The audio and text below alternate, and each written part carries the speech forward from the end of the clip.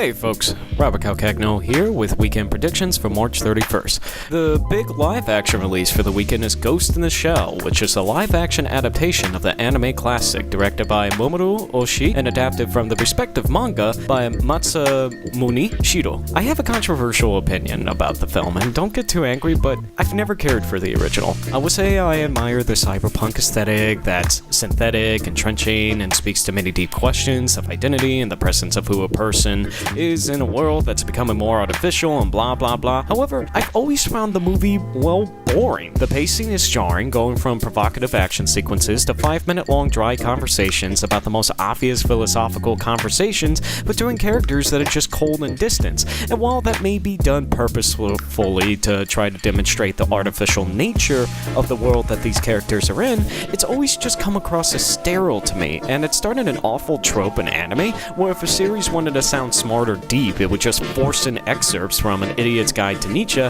and Philip K. Dick. Nonetheless, it remains a staple of the medium. I understand that it's a beloved quote-unquote masterpiece. And the live-action version, directed by Rupert Sanders and carrying a hearty $110 million budget, comes to us by way of Paramount and Dreamworks and stars Scarlett Johansson as Major, a cyborg policewoman who, in the pursuit of a diabolical hacker, comes to question not only the nature of who she has become, but also who she used to be and the nature of the soul, or ghost, that lies within this mechanical host of hers. Not much to go off of as far as past anime adaptations, which unfortunately include arguably the two worst films to ever be released in theaters, and certainly the worst two that I have ever seen. We have Speed Racer that came from the Wachowskis that, carrying a $120 million budget, was an enormous bomb, only managing to make $93.9 million on the international market and losing easily over $100 million for Warner Brothers. We also have Dragon Ball Evolution, which was a complete bust, barely managing $9.3 million domestically, and to this day, I am convinced was only made as a tax write-off by 20th Century Fox. And of course, the worst film I have ever seen in theaters, The Last Airbender, which, while it did reasonably well, the fanfare was so poisonous and repulsive to just one of the worst movies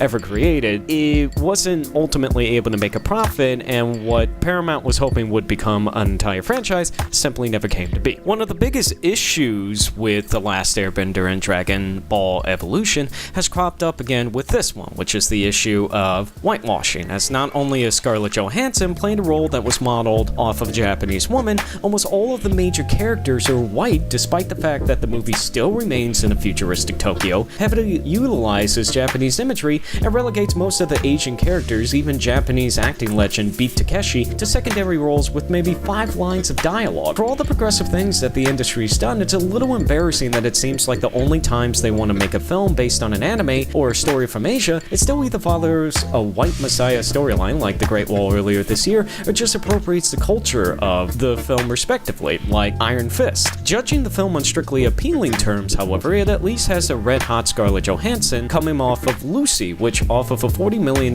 budget was able to make $126.6 million domestically and an incredible $463.4 million internationally. Controversy aside, the reviews seem to acknowledge that while the film is visually stunning, it remains empty. Much like the first film, if we're perfectly honest, it doesn't dig deep into the existential questions it poses, instead changing the storyline into more of a Jason Bourne knockoff, where she goes rogue trying to discover who she really was, and what she discovers is, well, I won't say here, but let's just say it's one of the more thick-headed excuses for why they justify casting a white woman to play Major that you could have possibly have made. It just makes the cloud of appropriation that surrounds the film that much more frustrating. That said, I think there's still enough star power from Scarlett Johansson, the intrigue and visual, aesthetic of the property, and that allows it to stand out from the crowd should be enough to give it an opening slightly over 30 million, finishing slightly under 90 million. Also this week is perhaps the most depressing film in a while. The Boss Baby, the latest film from Dreamworks Animation and starring Alec Baldwin as a talking sushi-ordering fast-paced CEO baby with a quick temper and who's full of himself. And this is where I tell you that I'm not referencing the other man Baby Baldwin's known for. Dreamworks Animation's past few years have been, shall we say, tumultuous. Once considered on par, at least financially, with Pixar, the company, which was bought by Comcast last year for $3.8 billion, has had a cloud of uncertainty about what the future holds and what exactly the vision is for the company. What hasn't helped Dreamworks is that most of its recent lineup have either been projects that were huge money losses, which can hurt a company like Dreamworks Animation more because since they were an independent studio, would basically incur any of the funds lost if a film didn't do well.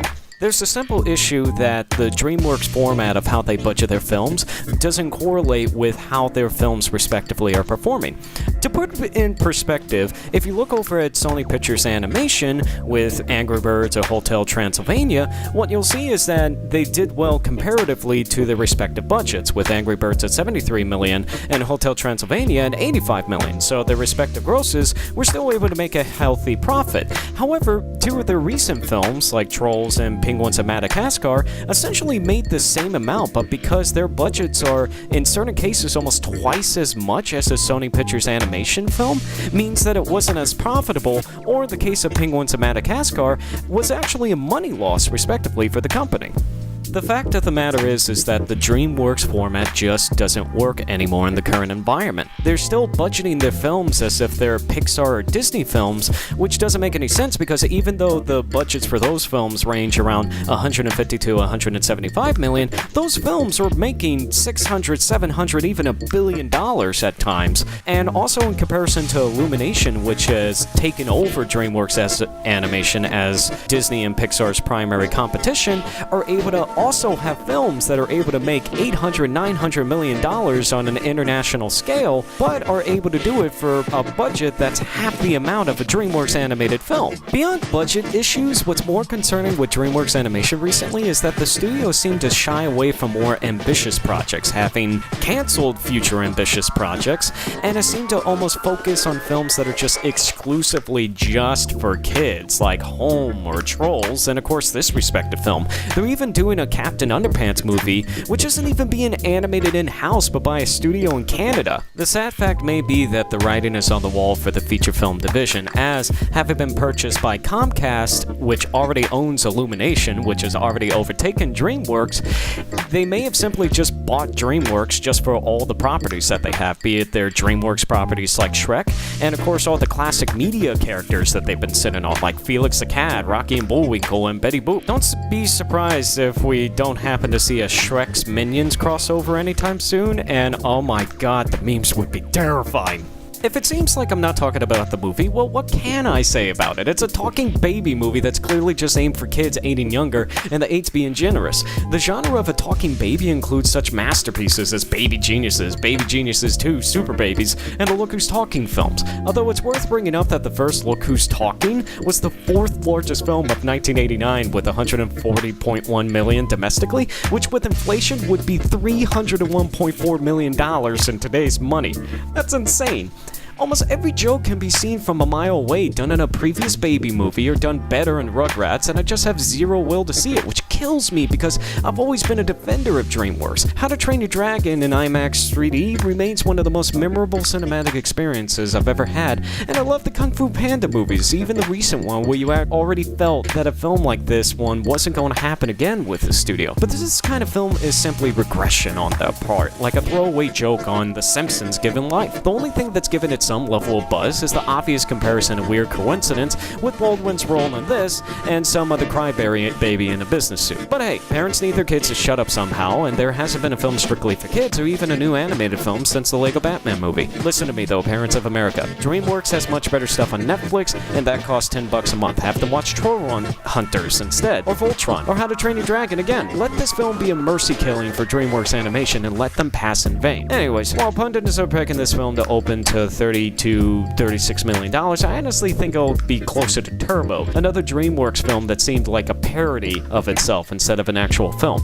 So I see it opening to $24.2 million and basically having to fight with Smurfs The Lost Village, which comes out next week, and will surely take away some of its core audience. At least with Easter coming, it can crawl past $70 million, maybe even $80 million if America's really that desperate. As mentioned before, Beauty and the Beast would definitely get the number 1, having another moderate drop to slightly under $50 million, already pushing it near $400 million in just 17 days. Ghost in the Shell and The Boss Baby will finish number 2 and number 3 respectively, and Power Rangers Avengers, which opened at $40.3 million last week, will likely experience a front-loaded drop that's unusual for this type of film. The other hits like Kong, Logan, and Get Out should continue chugging along, finishing this giant month of March on a good note. And that does it for March 31st. Thanks for watching. Make sure to like and subscribe for more film-related analysis and videos.